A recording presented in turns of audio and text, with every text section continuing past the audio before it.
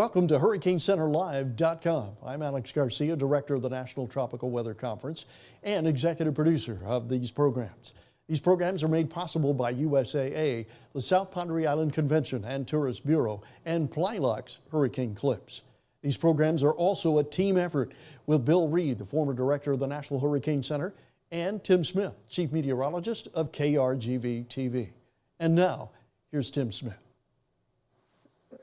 Good morning, everybody, and thank you very much, Alex. Good to see so many of you on with us this morning for what I think is going to be a terrific presentation. We've got a roundtable set up for you that's going to be some great information about where we've been and information about where we may be going in this crazy 2020 hurricane season. Alex mentioned our sponsors. We always want to thank them. USAA, just important sponsor of this program from the beginning, and we really appreciate everything that they do for us. We encourage you to think about them for your insurance needs, USAA. Also, of course, South Padre Island Convention and Visitors Bureau. The island is open. South Padre Island is open, but only if you promise to appropriately socially distance.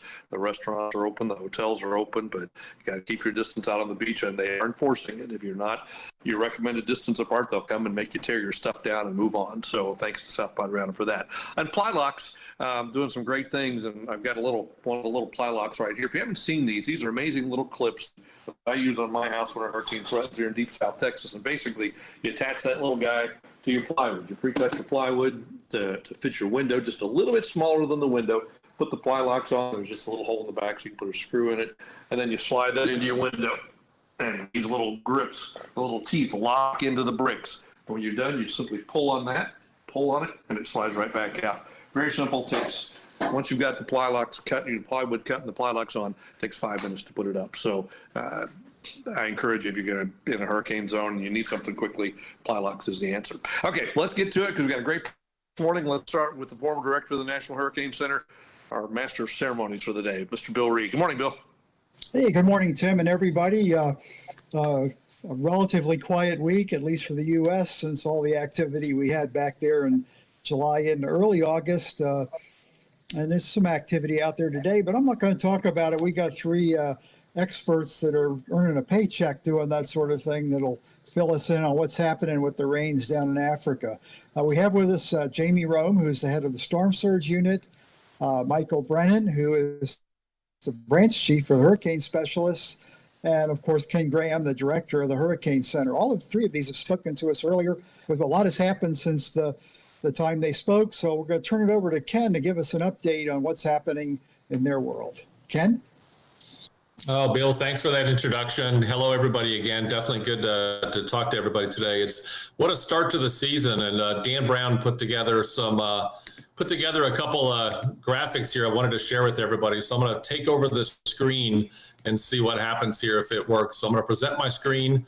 You all should see it now. And I'm going to go ahead and present this here. So yeah, looking at the season so far, I mean, through August 11th, 9 named storms already in the 2020 season, 2 major hurricanes, 6th straight year with at least 1 named storm prior to June 1st. So active start for the season, 4 tropical storm strikes, 2 hurricane landfalls. You can see the tracks on the map right there. And interesting enough, it's only August 11th. So we have a ways to go. This was the previous seasonal outlook, and you can kind of look at some of the values here, but I'm going to show the updated one. This is brand new from August 6th. So one thing to think about, looking at above normal season, 85% chance of that. So named storms, 19 to 25 named storms, the Climate Prediction Center looking at these seasonal outlooks. So busy season as we've been advertising for a while, and it looks like we're definitely a fast start and a busy season will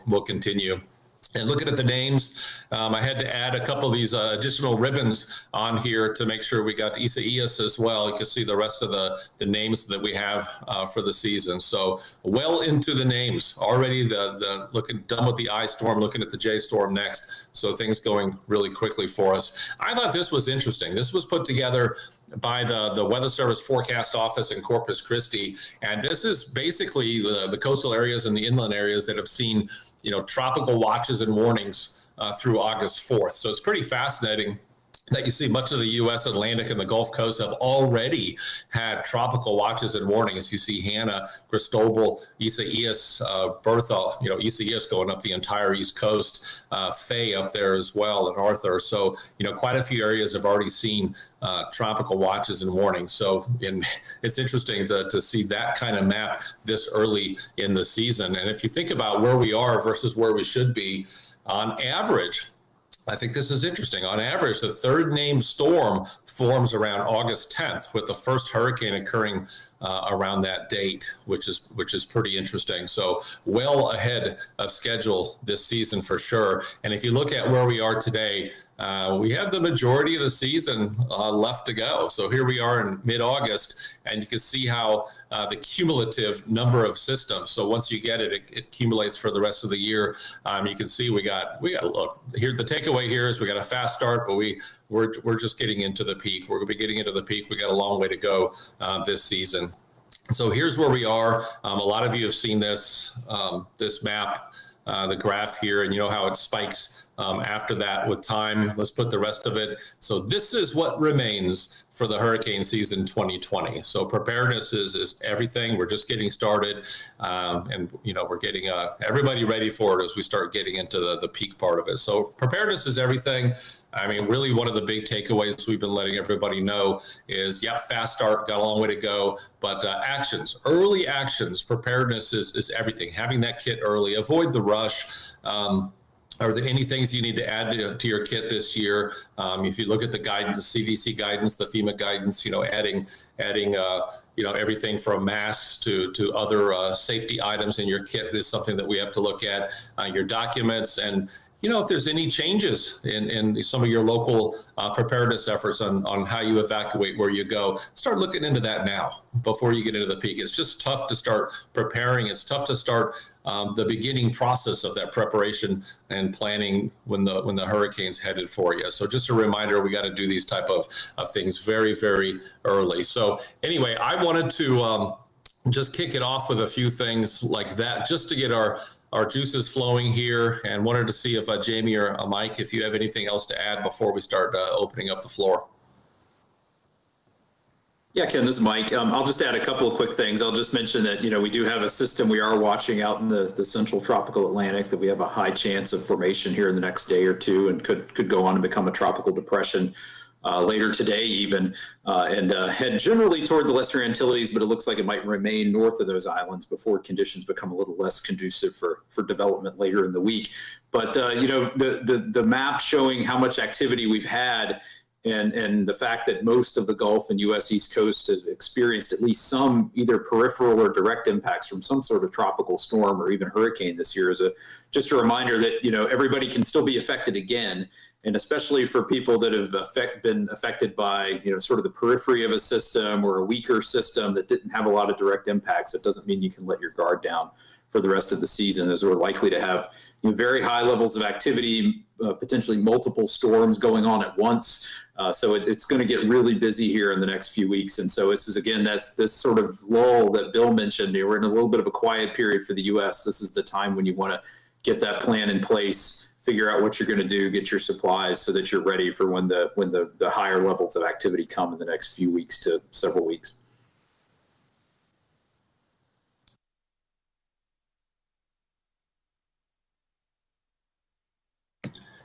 Yeah, something else. I wanted to mention this once again. We had a couple of new items. Last time we talked about the two new things that we were looking at this year new from the Hurricane Center anyway, is that 60-hour point on the map. That is really going to help us with, interesting enough, you think about adding another dot on the map is helping us not only with the actual track and intensity, but storm surge. We actually are able to look at the structure, the size, the wind radii, and as many of us have talked about before, it's all about the size, the forward speed. That structure has so much to do with the storm surge. So we're excited to be able to see that in action. But I think the other thing that's exciting that the experimental peak storm surge map is we're getting tons of good feedback on it. So if you have comments, please let us know. But it's just a quick and dirty way to see what is the potential, the maximum storm surge that's possible. High tide, along the coastline. It's a fast, easy map. You can use it in your presentations. You can use it in social media. It's just a great way to get the information out. Then you can dive in to see what the inundation is and some of the actual details there. So those are a couple new things we have for this year, just a reminder. And I think so far we're getting some pretty good comments on those. So I wanted to remind everybody of that as well. Hey, Jamie, you got anything to add? Yeah, Ken nailed it. We've got several new versions of Slosh running to take advantage of these advancements from the Hurricane Specialist Unit or Mike's unit. The 60-hour point made a pretty significant impact upon Slosh and our real-time capabilities, but we're also utilizing real-time information from the Hurricane Specialist Unit regarding the structure in some of our experimental versions of Slosh and P-Surge, which run alongside of the operational versions. And those are showing dramatic improvements, especially at the extended ranges. We've heard feedback that emergency managers need us to extend the lead time on our predictions from 48 hours to 72. And early experimentation in-house is very, very encouraging, especially as we take better and more direct input from the human forecaster to drive how Slosh and P-Surge build its scenarios. Yeah, that makes sense. I was thinking back 15 years ago, maybe 20 years ago, you're getting the accuracies now out at those time frames that are at least as good, if not better, than what they were 20 years ago when we were just doing a 24-hour to 36-hour storm surge forecast. So it makes sense to push it out to the envelope. Yeah, as you get to those longer lead times, track and intensity have always been well known as a major driver in uncertainty. What few people realize is the structure of the storm really starts to dominate the uncertainty as you sort of push beyond a day or two. And so these storms come in different sizes and shapes. Some are lopsided with all the winds on the east side, versus the west side or vice versa. Some are big, some are small. So pushing beyond the traditional pressure wind relationship that has historically been used and building these realistic structures in Slosh and P-Surge is really helping at those longer lead times. And the thing is, the HurricaneCenter is really modest, so I will brag on their behalf. But the human forecasters just absolutely clean the clock of all the spaghetti models or dynamical models or global models or whatever we want to call them today. Not only in the traditional metrics of track and intensity, but in structure too. Like the storm structure that the human forecaster comes up with just absolutely crushes the available atmospheric models. So by directly pulling that information into Slosh and P-Surge, it's really, really helping the prediction. Yeah, I'll add that one of the things that's helped with the structure is, obviously when we have storms in the western part of the basin, we've got the ability to have aircraft reconnaissance in there. And for a long time, the aircraft data was really just sort of used by the human forecaster for our own analysis. We could see what the peak winds are, what the radius of maximum winds were, the radius of the 34-knot winds. But now that data is actually getting into the models. The HWRF's assimilating the TDR data, it's assimilating the dropsons, the HDOBs from the flight level winds. The dropsons that are getting into the GFS. So there's more and more data that's helping to give us some insights into how that structure is going to evolve, even within that sort of critical watch warning time frame. You think out to like 3 days, and that's another reason why that 60-hour forecast point is so helpful.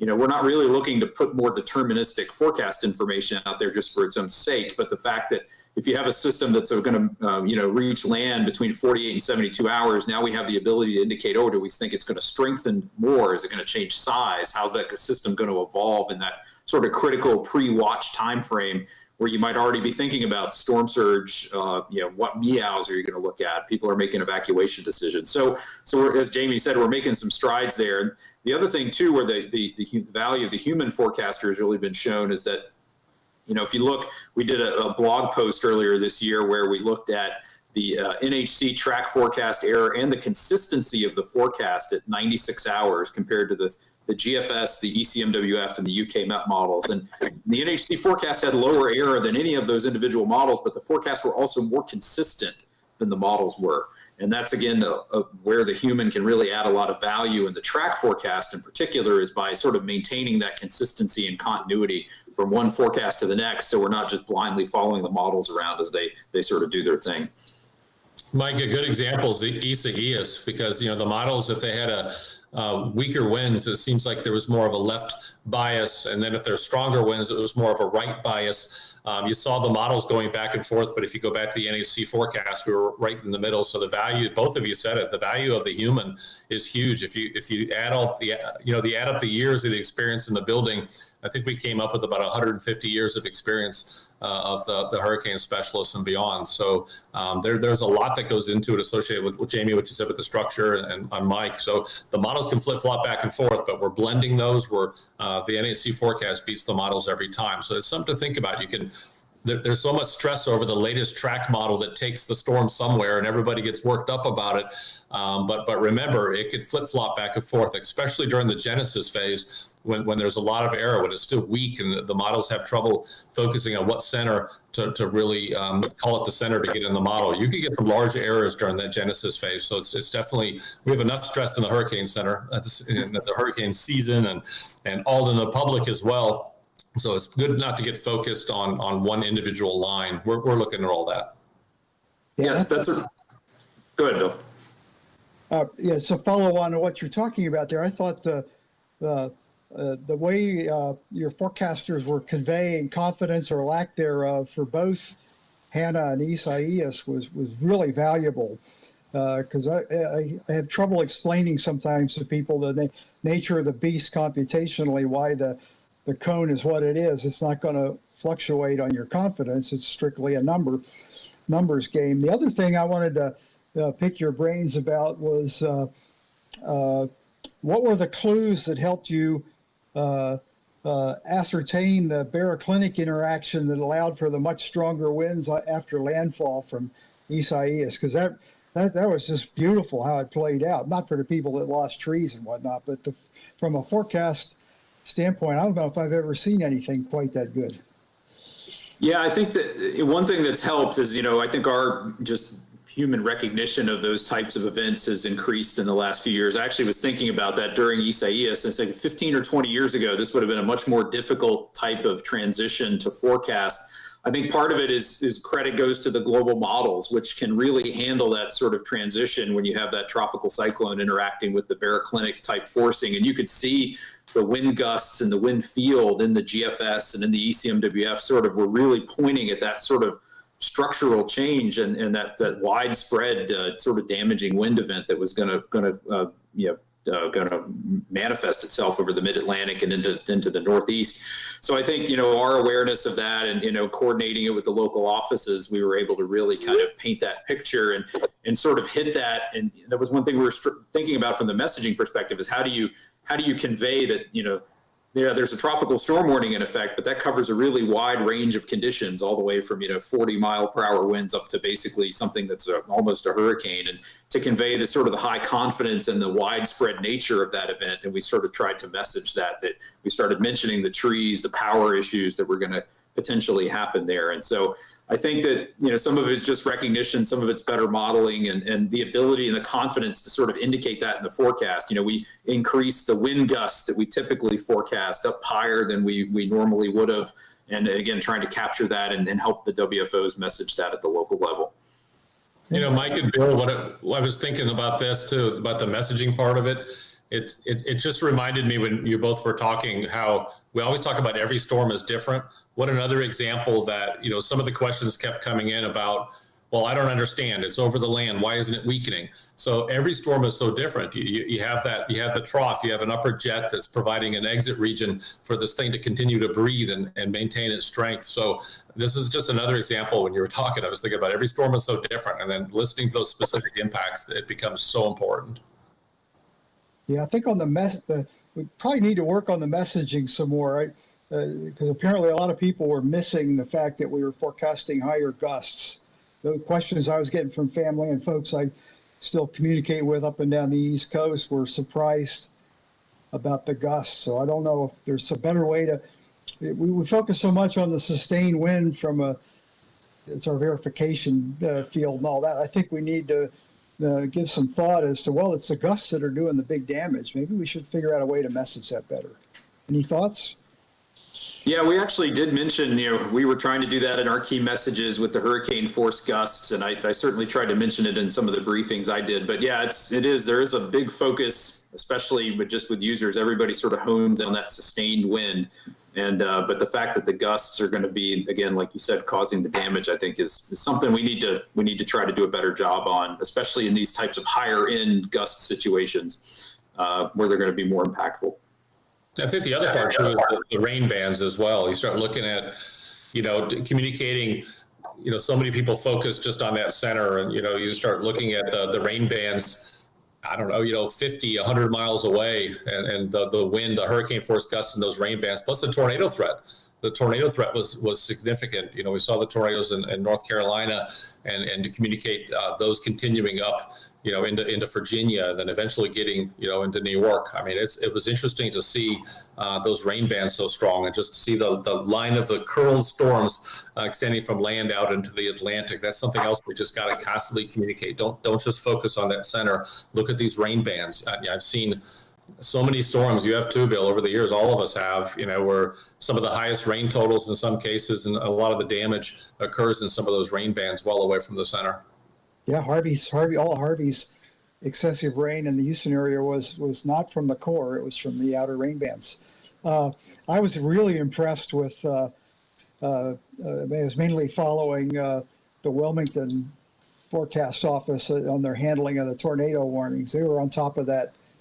I think we've got a pretty good documentation of what to look for in radar signatures and the need to jump on those real quick because they're short-lived. Well, you got any idea yet how many tornadoes Isaias may have spawned? I don't have the number off the top of my head, but I know there were a lot. There were probably on the order of 100 warnings, if not more, but I'm not sure of the exact count. I can try to find it while we're still talking and see if I can provide it. Yeah, it probably awaits the reports you'll get back from the field offices after they've had a chance to survey it. I'd forgotten too. I'd looked at the storm reports, but then you got to sift through and make sure you discount ones that aren't related to the storm. The storm surge aspects. Any surprises from Isaias on how the storm surge materialized from the nature of the storm that made landfall? It actually, it was a relatively well-behaved event from a storm surge perspective. The water went, kind of where we, were predicting it to go. And, we reached out early to the hardest hit areas in South Carolina and North Carolina. So that part went really well. The WIA part, or the part that makes your cell phone go off with a message, went really well, because we're still in the process of rolling out the WIA alarms for storm surge. So this was sort of our first chance to test some of those improvements on that side, and that seemed to go really well. We got screen captures from cell phones. Seemingly, as soon as we hit the send button, it kind of rolled out relatively quickly. So, I was really pleased with how things went. So far, it looks like the peak depth was over in Myrtle Beach, which is sort of surprising, I think, to people, the peak depth. But the peak violence was over in Brunswick County, I think, Brunswick County, North Carolina, because in that case, the waves were coming with it. And so if you've seen that sort of drone footage, it's a bit more impressive looking from, shoving things around like sand and cars and stuff. But it looks like the highest depth was over in South Carolina near Myrtle Beach. Wow. Yeah, I wasn't aware of that.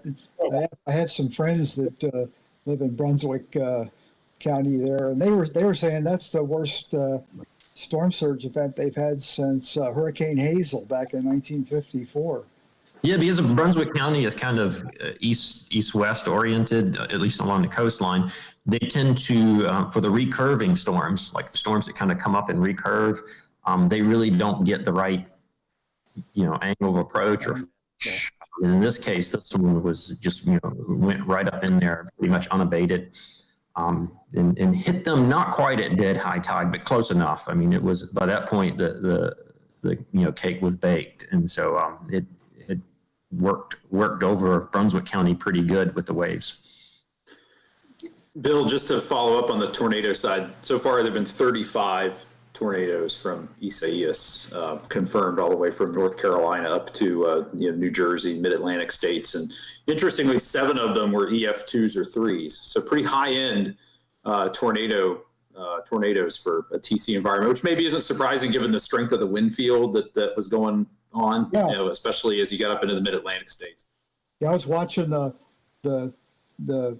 of course, the aircraft, but then also the bad wind profiles off the radars there, and there was a hellacious amount of shear between the surface and 5,000 feet. Well, you even saw in the last flight into Isaias before it made landfall, sampled some of those exceptionally strong winds up at 10,000 feet. There were winds of 125 knots or so, but they were not mixing effectively down to the surface. There was a very thin, stable layer just in the last few meters between the right down till you got to the ocean surface. You could see it in several drop zones where the wind speed dropped off 25 or 30 knots and like 5 millibars down to the surface. So there were really strong winds aloft that and the SFMR winds peaked out in that sort of 75 knot range or so. So that's we'll have to take a look at it all in the post analysis, but there was a lot going on there. Some really strong signatures at flight level, maybe some sort of mesovortex that the aircraft sampled through, and you could clearly see it on the radar data from Wilmington, and I guess probably would have been the Columbia or Charleston radar as well. Mm-hmm. Yeah, and Moorhead when it got to. That example Mike's talking about really speaks to, recon has been distilled down to like central pressure and peak winds on a leg, usually flight level or Smurf winds on a leg, but there's really a lot of human analysis that has to go into that. And that case he's talking about was really, really, really complicated. And the forecasters had to do a lot of thinking on their feet. And I think the experience, really paid off in that case, because otherwise your natural tendency would be to assume that those winds either were mixing down or were going to mix down at some point, which would have pushed our intensity much too high in that case. Yeah, so you kind of think it was a mesovortex rather than any larger scale function that was causing, those ones were at least 30 knots higher than what I saw in the model soundings. Yeah, it's possible. I mean, the other thing too that we noticed was the central pressure really wasn't right what you would have expected to see for a system with flight level winds of that intensity. The central pressure was actually kind of flat as it approached the coast. But the global models did a pretty good job of showing Isaias was going to strengthen in those last 12 hours before landfall. It was a really challenging storm sort of for its entire lifespan. I'm sort of thinking about Dorian last year and how it was very challenging from genesis to track, and intensity and track were sort of tightly coupled together, and Isaias they were as well. But as the system weakened off of Florida due to the shear, the center became exposed, the system weakened pretty quickly. And on the east coast of Florida, because of the westerly shear, all the weather was displaced to the east. There really wasn't a lot in the way of direct impacts along the Florida east coast. But you could see in the GFS, the European, the global models, the hurricane models were all suggesting there was going to be this re-intensification up to hurricane strength. And we were able to forecast that and put the hurricane watch out in the warning. Even though we had a weakening storm at the time, we were confident enough to say, hey, this is going to come back, and try to get that word out for folks up there. So it was a really interesting event in a lot of different ways, a very sort of challenging system. Cool. Yeah, refresh my memory. What it was, I think I remember it was at least 48 hours in advance that we were catching up on that re-intensification aspect. Is that correct? Or? Yeah, I think so. I think we put out the hurricane watch. We just, we ended up going with an intensity forecast up around 60 to 65 knots. I think that was on Sunday afternoon. We put the hurricane watch out, and then with the hurricane warning I guess it would have been on Monday. I mean, my days of the week might be off here, but yeah, it was at least the day before we did the watch. So, there was some indication that it was going to re-strengthen. But there was a lot of uncertainty there too, because if the center had sort of come totally sheared off from the convection, we could have had something, like Ken mentioned, a weaker system moving farther west over the Florida Peninsula, and something that might not have come back. So you sort of had to wait and see if it was going to, sort of maintain some sort of vertical integrity before you would be confident in showing it coming back to hurricane strength. What was challenging too, Mike, was the fact that the storm was so tilted. People were looking at the radar and seeing something at, the rotation of the storm is 10,000, 12,000 feet up. And with this exposed center, it was a little difficult at times to say, okay, that's what you're seeing, but on the surface there is a center there, and that's where you're seeing the big winds. That was tricky as the storm was so tilted. Yeah, and you could see the difference between where the aircraft would fix it up at 5,000 or 10,000 feet and what you would see in the visible imagery or seeing data from the dropsondes or the other surface observations. Cool. Switching gears on you here, Hannah, what lessons learned can you convey to us to date on Hannah? Models are really bad at forecasting genesis in the Gulf of Mexico. That's not anything new, but Hannah was a system where that's again where the experience factor of a human forecaster knowing, okay, this is an environment where cyclogenesis likes to happen, northwestern Gulf, close to the coast. Systems tend to either form or spin up as they get close to the coast there. And the global models had really very little signal of a cyclone developing at all, much less something that would go on and become a hurricane. So I think we were able to latch on to that formation potential and sort of outperform the model guidance there a little bit. And then again, realizing that, again, in the early stages, the track forecast uncertainty is pretty high. So you weren't sure how long the system was going to have to spend over water. If it had taken a little more northerly track, it might have come onshore farther up the Texas coast, had less time over the warm water. And then when you get in that situation where those storms start to move west-southwest, that's a real strong synoptic pattern for quick strengthening. And we were lucky. If Hannah had another 12 or 18 hours over water, we could have certainly been dealing with something that could have been a major hurricane at landfall. Yeah, just saw the color go out of Tim's face at that comment. We've had so many of these that fire up right off the coast. Of course, in the Houston area, Alicia is a poster child for that. Its entire life cycle was less than 60 hours. And Imelda, you had one advisory on it, and it was on land. And even Harvey, for that matter, there wasn't much to it until it got in the middle of the Western Gulf before it fired up. So. I think that's just a good reminder that you can have systems form and rapidly strengthen within 2 or 3 days of potential impacts. And again, that's just a reminder to people, you're not going to have, it's not always going to be the Irmas and the Florences that you have 7 to 10 plus days to watch, crawl all the way across the Atlantic. And in fact, Ken's shown this slide before. All of the Category 5 hurricanes that have made landfall in this country have all basically been 2 or 3 days before were low end to moderate tropical storms, relatively close to land that underwent rapid intensification basically as they were making landfall. And so those very strongest systems are going to be ones that are sort of on that development uptick, very close to land if you're going to get affected by that. Yeah, I use that when I have to fight back against people that insist they have to have 7 days lead time to make an action on a storm. So you're not going to get it. Right. We're nowhere close to forecasting accurately genesis that far in advance, much less an RI up to a Cat 4 or 5 hurricane that short term. And that leads to the question: what kind of feedback are you guys getting on your lead time needs this year? It's a good question. I think we know, I was going to tie this into the potential tropical cyclone advisories, which we've used a fair bit, several times a year over the last 3 or 4 seasons. And we used them for a while for Isaias to get the watches and warnings up for the Caribbean islands of Puerto Rico and the Virgin Islands, and really get the warning out for that. So I think that itself has helped. It's helped us gain, a day and a half, or maybe not quite a day of lead time on average, 12 to 18 hours over what we would have done in the past if we had to wait for a system to go ahead and undergo genesis, or sort of maybe call something a tropical depression or tropical storm if it was borderline and we weren't quite comfortable with it, but knowing that we had to get watches and warnings out. Now we can get those out in a timely fashion. But I think there's certainly a need for things at longer lead time. I think we've heard from some partners that they would like the PTC advisories, earlier than the watch lead time. But, then you get into a situation where you're having to make a forecast for a system that doesn't really exist yet. And you could see that in ESA-ES and some of these other systems.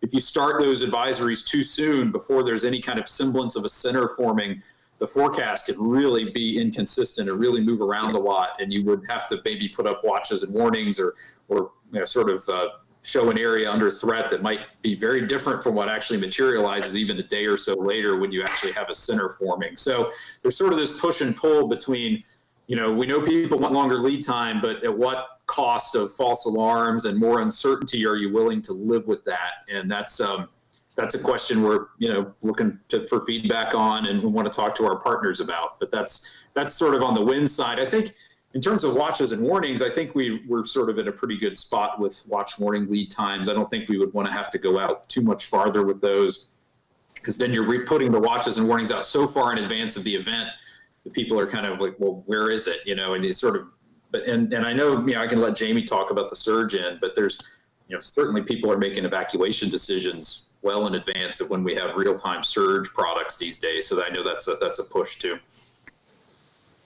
Yeah, there's a huge demand because we evacuate in this country largely due to the, surge threat. There's a huge demand to push the surge guidance out longer to support clearance times, which in most places usually are about 2 to 3 days. It's usually what most areas. There's some parts of the country that, have clearance times up near 4 days. So we're actively working on that. We're scheduled for a pretty substantial upgrade in our slosh and P-surge modeling in somewhere around 2022, 2023 to get us there. And we're experimenting in-house, and it's really promising. The other thing too is we're having conversations with emergency managers over the simple answer is just to demand longer lead times, right? That's the simple, easy answer. But I think a better, healthier discussion is longer lead times and changes in evacuation protocols, the way we evacuate. So getting more creative with how we evacuate, things like phased evacuations, for example, and other creative techniques that emergency managers are trying to help bring down the clearance times a little bit and sort of meet us in the middle with respect to extending the predictions out. And that's that happy compromise that Mike was talking about, this sort of tug, this push and pull between just simply extending the lead times, probably won't get us where we want to be because it comes with, sacrifices in the sense of potentially over alarming or over warning.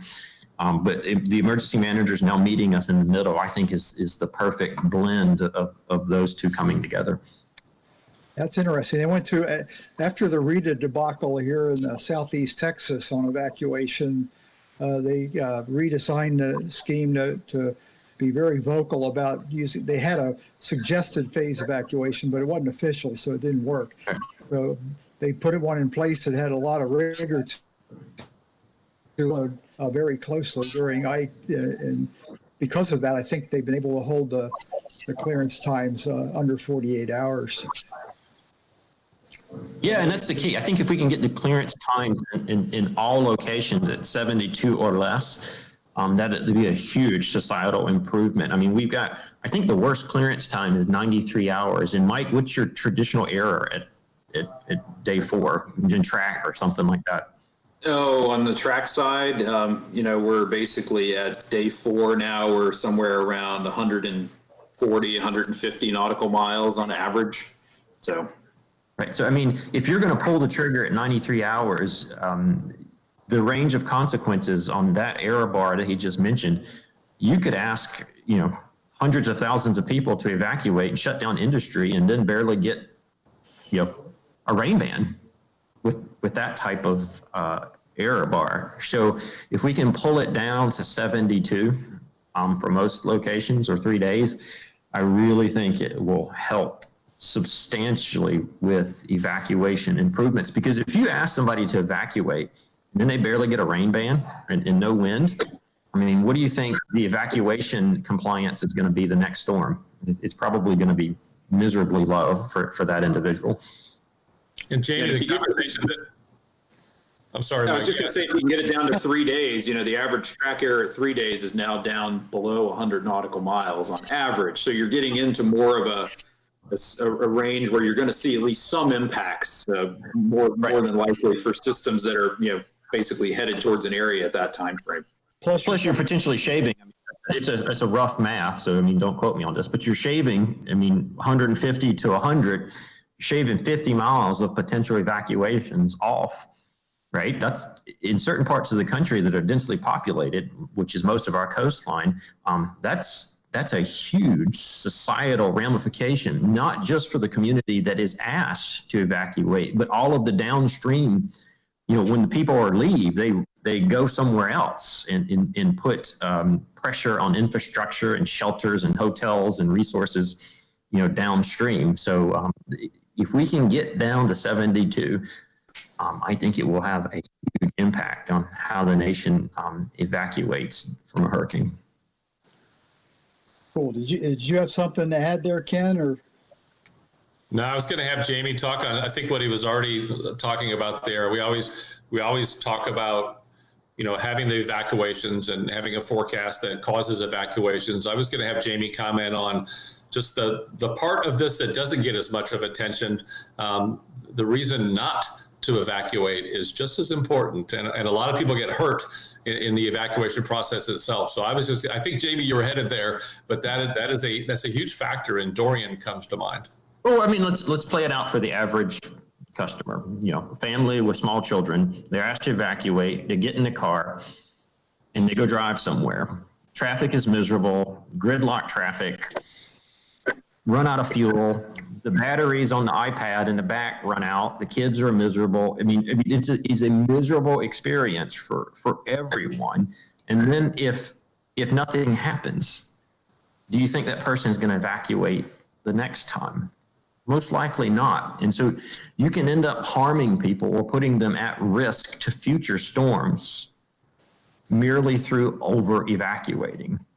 And so we started this over the last couple of years where we're trying to quantify the evacuations stopped or prevented, not only through the forecast improvements that Mike sort of hammered out for you earlier, but the actual decision support that goes with that. We're on the phone with emergency managers, agonizing with them over these decisions that they have to make regarding evacuation.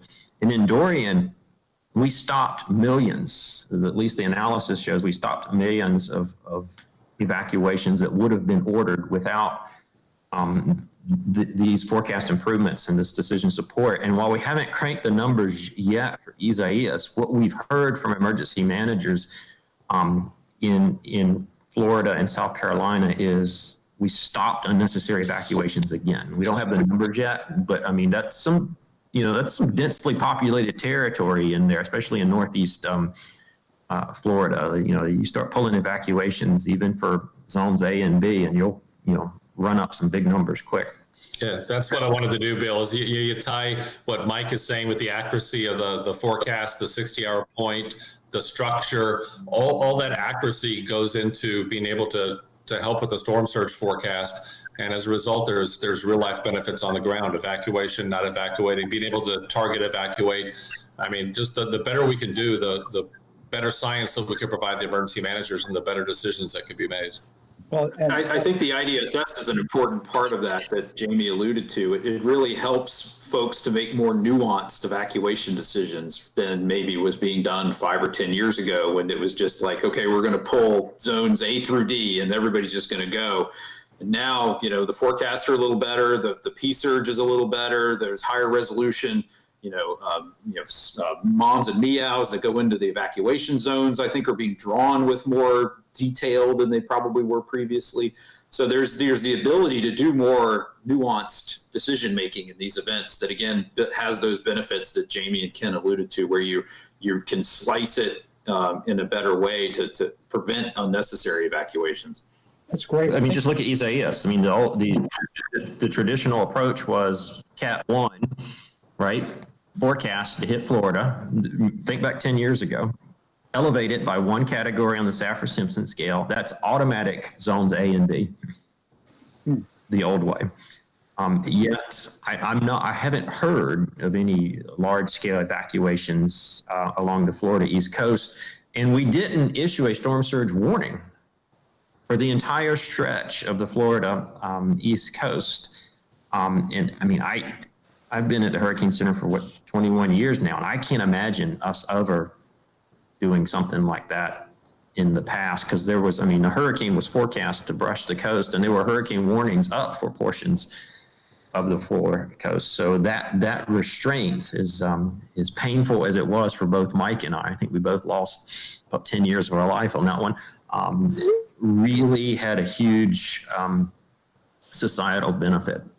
It'll carry Constant communication, right? I mean, I think at the IDSS, the briefings, to the county or parish level, the state, the federal level, I mean, it's almost constant communication. I mean, everything from text messages to phone calls to just constantly giving the latest information out, because everybody's paying attention to it and trying to make the best decision possible. And there's a lot riding on every one of these storms. So the IDSS part of this is just absolutely huge. It's very important too. The thing you're gaining by doing it this way is you get a cadre of experienced emergency managers who have been pushed to the edge and have heeded the advice and held the line on not evacuating.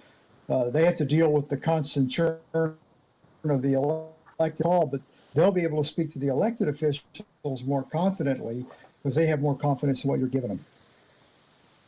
And that's a point that nobody ever talks about, Bill. So thanks for bringing it up.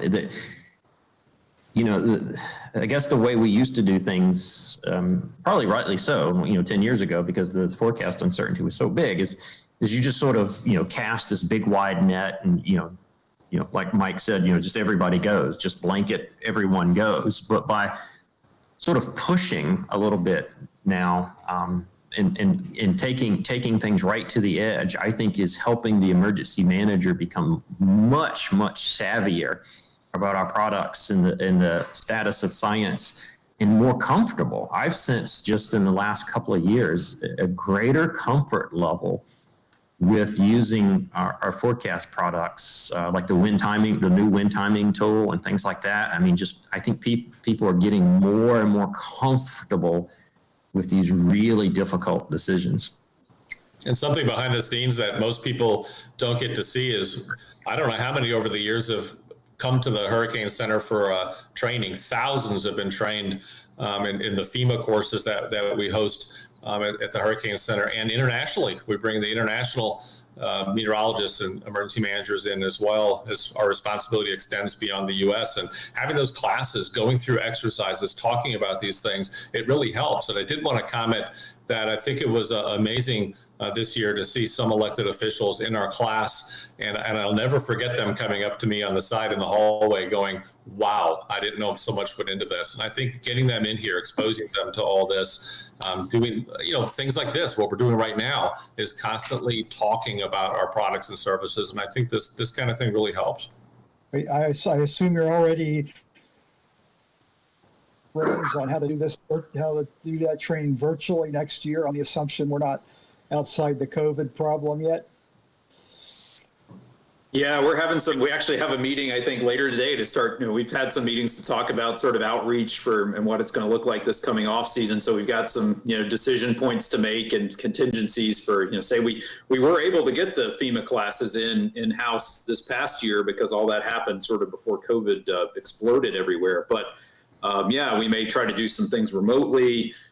There's downside to that, but on the upside, you can reach a lot of people at one time if you do something remotely too. So we're going to work with the EMI folks at FEMA and again, try to do the best we can. We got a tremendous amount of outreach done this season, I think, especially given the circumstances and the fact that, the COVID shutdown sort of happened right in the peak of our outreach season. So everything, including meetings and conferences, got canceled and then sort of got rescheduled virtually. And we were able to really do a lot. And I think we learned a lot about the technical side of how to do it and how to make it as interactive as you can. I mean, you're never going to replace in-person sort of training and the benefits that come from being, sharing that physical space with people. But I think we've got some best practices and ways to go forward as long as we need to in this sort of constrained environment.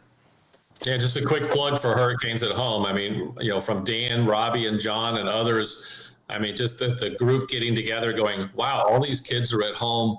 Wouldn't it be neat if we did something for them at home? So Hurricanes at Home, just a big, what a great effort that they took that and was able to deliver some outreach and deliver some education straight into people's homes to help the teachers out across the country. I thought that was absolutely amazing. And they pulled that off this year. It was a huge success. That's fantastic. I'm too old to learn new tricks, I guess. The biggest thing I have, I've done several preparedness things this year also, obviously remotely, is I'm so tuned to looking at the body language from the audience to see if I'm hitting the right chord or not. And I can't figure it out from the little window panes.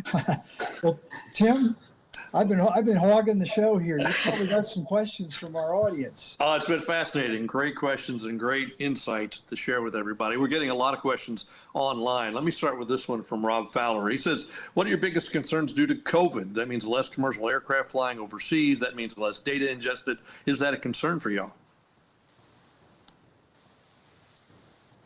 I don't know, Mike, I think one thing that we do have, we've been able to, we got the data from the satellite, which really helps. But I think you look at ESA-ES, Mike works with the modelers and draws some areas where we could get some extra balloon releases. So during ESA-ES, the weather forecast offices were putting up 2 extra balloon releases a day. And, from that and other aircraft data that we have with the hurricane hunters, there's still quite a bit of data that's getting into the models.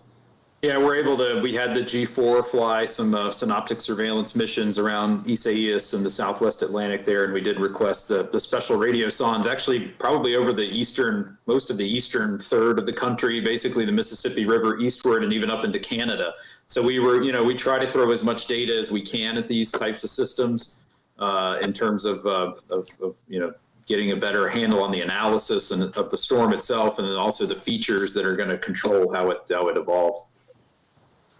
Casper Gregory asked a question about the human element in an intensity forecast. We've talked a lot about margin of error in track forecasts, but in intensity forecasts, and I could talk about Hannah, how on Friday we were talking about a 65 mile per hour tropical storm, and 36 hours later we had a 90 mile per hour hurricane making landfall and dropping lots of rain. So he wants to know how the margin of error is on intensity forecasting.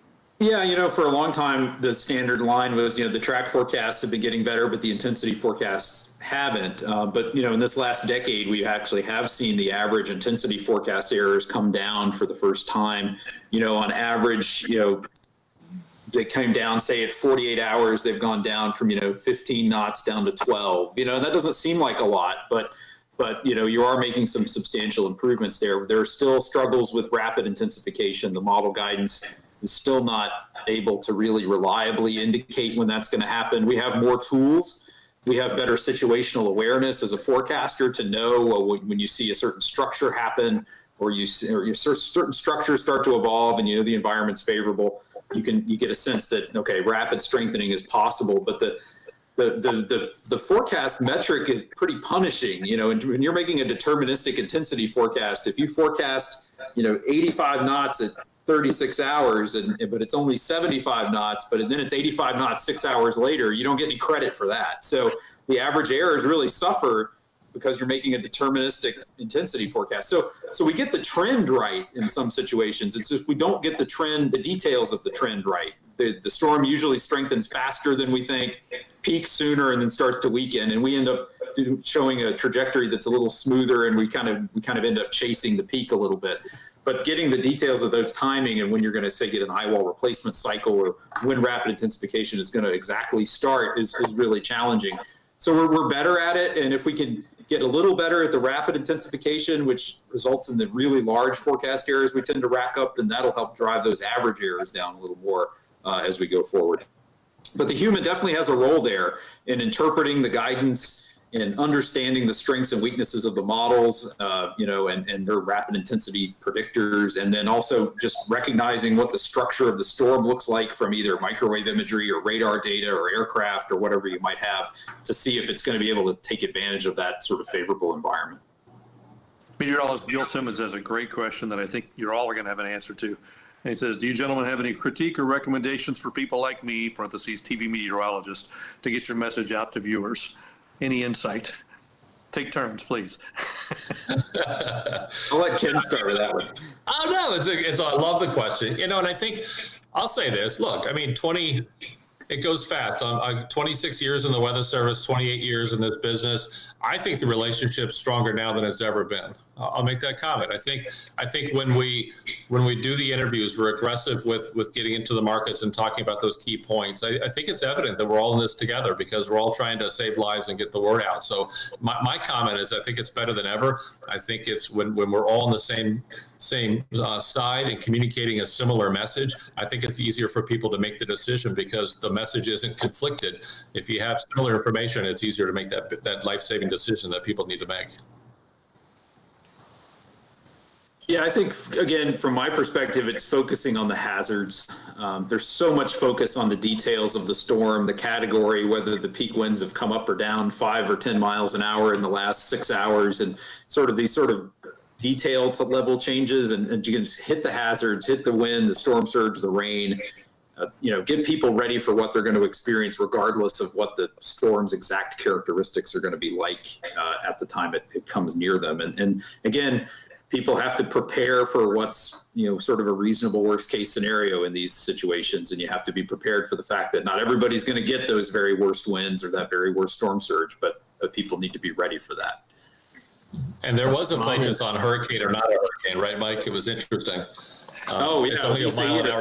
Yeah, sure. When you have a system that's sort of straddling these sort of man-made thresholds we've imposed on nature between calling something a tropical storm or a hurricane or a major hurricane or whatever, there's so much focus on that. And in reality, there's very little difference between a 60-knot tropical storm and a 65 or even 70-knot hurricane. And most of the time, we're not good enough to really tell the difference between the two.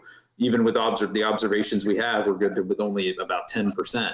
So it's one of those situations where people tend to focus in on those sort of like detail level aspects, when in reality, it's sort of the bigger picture we need to hone in on.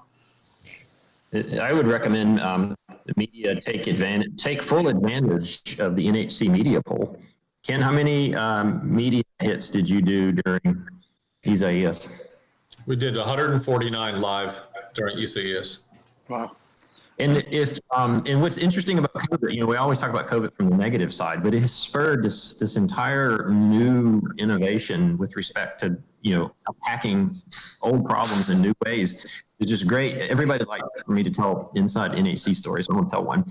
There was this one point I walked feet away by Ken doing media interviews, and he had his laptop sitting on what looked like 4 or 5 books to get it up to the proper height. And he was doing some interview with either Skype or some sort of online type tool. So if the technology has historically been limiting with respect to satellite time and that sort of stuff, that's no more. I mean, he'll work around any sort of impediment. If you ask for an interview, he's going to find a way to do it. I would say take full advantage of the fact that Ken is ready, willing, and able to go online with you and talk through what the forecast means or what we're thinking in a given circumstance. That's terrific. Good information. I hope that answered the question. I think it did. And following in the COVID vein, Michael Phillips asked a question about the graphic, Ken, that you showed early on, showing everybody that's been impacted by a tropical storm or hurricane watch or warning so far this year. Is there any concern about disaster fatigue, and after COVID, and now almost everybody on the coast has been under some sort of watch or warning, and how do you continue to get the message out, effectively in this stressful time? I think it's things like we're doing here. I mean, just really being, talking about it and showing what we have left in the season, encouraging everybody to prepare. And I think it's just the honesty of a program like this and talking about what we do well and the challenges that we have. And we have a ways to go. We can do this together. I think those messages have to continue, whether it's social media, programs like this. I mean, we're taking steps to keep ourselves safe, even at the Hurricane Center. So I mean, we're doing it here. We just encourage everyone to do the same thing. We got a ways to go, but I think it's the more we can talk like this, I think the better. I think we just have to be open and honest about the challenges that people face and remind people that, the situation where they live in June may be different from what it's going to be related to COVID when the next storm comes in September. So again, it's just pay attention to that local situation, your local emergency managers. Those are the people that are going to tell you what you need to do to be prepared for the hurricane in the COVID environment where you live. So. There are a whole bunch of terrific just comments coming in on the feed as well. So I encourage people to just kind of look through those comments and see what folks are saying. Our friend Barry in Brownsville, Barry Goldsmith, says, talking about the duration of the winds during a storm, not just what the maximum winds are. A lot of people are saying, thanks for the gust information, because that's really important, but also the duration of those winds during a storm. And, talk a little bit about that, because, a 1 hour, 50 mile per hour duration wind is a lot more than an 8 hour, 50 mile per hour duration. Yeah, that's a huge difference, right, Mike? I mean, just the longer you have those winds, the more time that is to start doing some of that structural damage, the tree damage, the more time you get the rain to saturate the soil, et cetera. So duration makes a big difference. Yeah, although as we saw in Isaias, the really strong winds, say in New Jersey, New York City area, were only lasted an hour or two. And when you have those really strong gusts, that can sort of, if they're strong enough, that the duration almost doesn't matter as much for the very high end gust potential, especially when you're talking about tree and power infrastructure issues and areas that don't see those kinds of winds with leaves out on the trees like they typically do in the Northeast, in that kind of case. So yeah, it's a combination, I think, of duration and intensity. And again, every storm's different. Some storms have tremendously large wind fields. I think back to Irma here in South Florida. It felt like we had sustained tropical storm force winds for like 36 hours. It just keeps going and going and going and going. And then on the other hand, you have something like an Isaias or a different type of storm that's sort of this, or Wilma. You think of how fast Wilma went through South Florida, but there was tremendous wind damage, again, because it was a high enough end event that the winds, even though they were relatively short duration, you had this big storm moving really fast, still caused a lot of damage. We've got time for just a couple more. We've had you guys for an hour, and I really appreciate you dedicating so much time to this morning. One very specific question, and then a general question to maybe wrap up on. Rich Johnson wants to know if there were any winds of sustained hurricane force on land from Isaias over eastern North Carolina. So a lot of times the strongest winds didn't mix down to the surface. So a specific question about Isaias. Yeah, I haven't seen any observations of sustained hurricane force winds yet from North Carolina, but we'll have to go back and check that as we go through the post analysis. I'm not sure I saw anything. And again, a thing we noticed too is, for a lot of the land-based observing sites, when you get into those strong wind regimes, they either fail or the power goes out. So ASOSs and things like that typically don't report those types of winds. We typically get those kinds of winds from things like a weather flow station or some sort of like mesonet type data that'll end up having those stronger winds than sort of your standard observing sites. And the final question is just a general question that everybody, including Bill, I'd like to jump in on this, and just it's something you touched on early, Mike, about here we are August the 11th, and we're already almost up to the IJ storm. We're just about there probably. But a lot of people have been impacted already. Nobody prepares like somebody who just got hit by a hurricane. But a lot of people have already been impacted, but it's not over. We're just at the beginning of the season. So talk just for a moment about the importance of preparedness, even though you may have already been impacted by a storm. Yeah, I mean, I guess I'll start is just, don't let the last storm affect your preparation going forward. Your risk hasn't changed. If you were affected by a storm already, even if you were affected by Isaias and you lost power and trees, and had, tremendous impacts to yourself, that doesn't mean you can't have those same or even different types of impacts from a storm later this season. And if you were in an area where you had sort of lower end impacts, don't think that means you can't have a higher end event coming later, and don't let a previous storm cause you problems by sort of latching onto that when you're making decisions about how to get ready for the next one. And again, take the time now to get ready. Find out the most important thing you can do is find out if you live in a storm surge evacuation zone, because that's going to form the basis of your entire preparation plan. If you're going to have to leave, that's a very different situation than if you can stay in your house and ride out a storm at home. So I think those are the things I would start with. Find out again, with COVID, think about where you're going to go that's going to be safe. Sheltering maybe look different in your community. You may want to go stay with friends or relatives. Again, try to drive tens of miles, not hundreds, to get to a safe place. And if you can do that evacuation experience that Jamie talked about earlier might not be quite as bad as if you're stuck on an interstate running out of gas in your car because you had to drive 300 miles to try to go somewhere. Anybody else want to comment on that?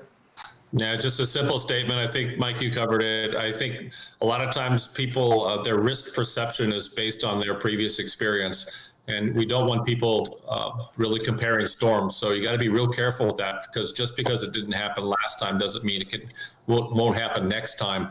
So just base your risk based on the real life risk. Know those zones. Know that trees. I so many times we look at these surveys and these damaged termite trees fall down on houses and cars and hurt people. So it's about that preparation. It's about doing that early. Know your risk and prepare for that risk. Jamie, any thoughts before we wrap up about this or anything else? I think preparedness is like everything in life. You got to constantly strive to get incrementally better. And even this year, after, and Ken's going to laugh because he knows this about me, with all the preparation I've done in past years, even this year, I was working to make the generator safer, the hookup to the house safer and easier to execute, and just constantly trying to find ways to make things safer and easier and better. Incrementally better. I like that. Everybody I know here, we're impacted by a hurricane that was, I'm 70 miles inland. My neighbors lost power. I didn't, but they're all going out to buy stuff now to prepare for the next one, because they know what the impact of a category 1 70 miles away can be. So pretty significant. Bill, some final thoughts from you before we wrap up?